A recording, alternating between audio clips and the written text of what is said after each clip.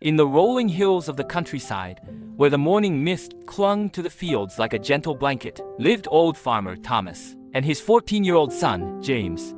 Their weathered farmhouse stood as a testament to 3 generations of hard work, persistence, and the subtle art of improvement. One spring morning, as the first light painted gold across their land, James found his father sitting on the porch steps, contemplating the day ahead. "Dad," James said, dropping down beside him, "I've been thinking about what Mr. Peterson said at school yesterday, about how we should all strive for greatness, but I don't know where to start." Old Thomas looked at his son, eyes crinkling with a smile. "Greatness, is it?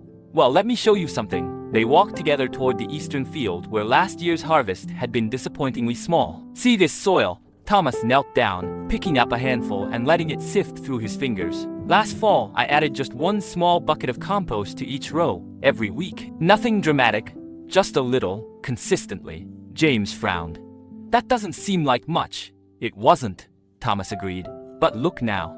He pointed to the tender green shoots emerging, already stronger and more vibrant than the previous season. Small changes, consistently applied. Later that afternoon, as James struggled with his mathematics homework at the kitchen table, his frustration growing with each problem, Thomas sat beside him with 2 mason jars and a bag of marbles.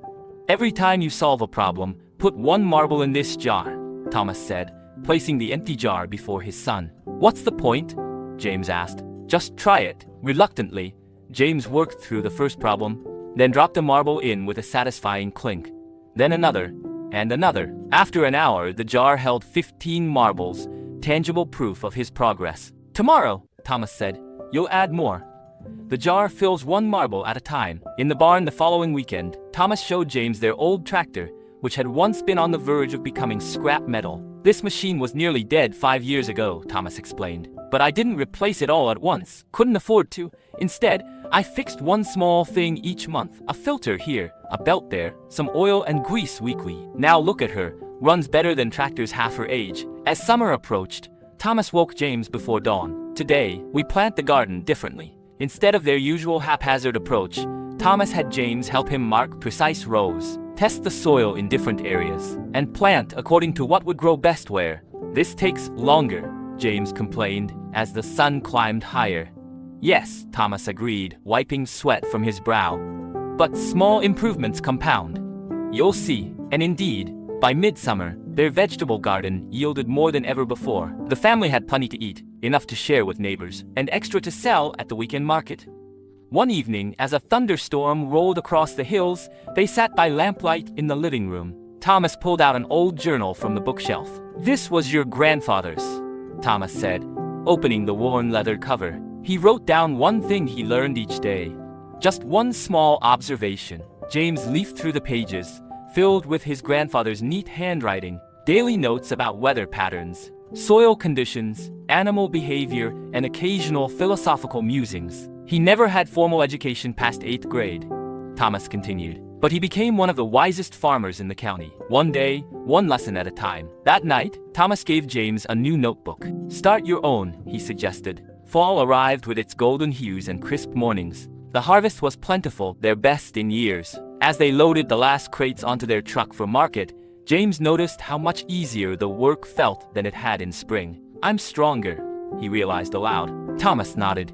"You've been carrying water buckets every morning, lifting feed bags, stacking hay. Not training to be a weightlifter, just doing what needs doing, day after day.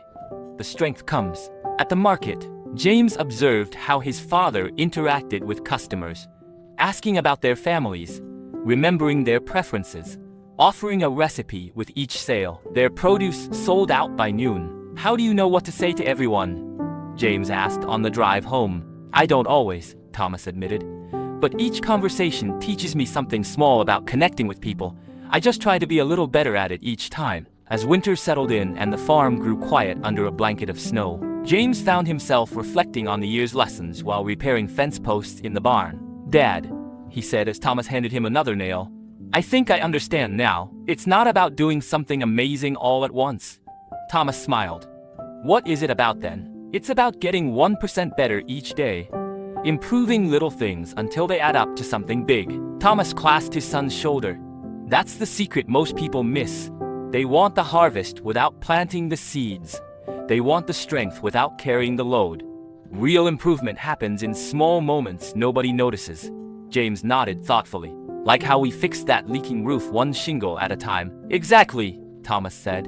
And how you've been reading 10 pages every night. Or how we've been waking up 15 minutes earlier each day. That night, by the warmth of the fireplace, James opened his notebook, now half filled with daily observations and lessons, and wrote, "Greatness isn't found in grand gestures, it's built through small improvements, applied consistently, until one day you look back and realize how far you've come." Outside, snow fell silently on the fields. That would, come spring, be ready for another season of growth, one small, daily improvement at a time. The simple wooden bench they had built together sat on the porch, a testament to their craftsmanship and collaboration. As time passed, the hands of 3 generations had worked this same land, each contributing their own improvements to the family legacy. If this story inspired you, don't forget to like and subscribe for more tales that grow one small change at a time.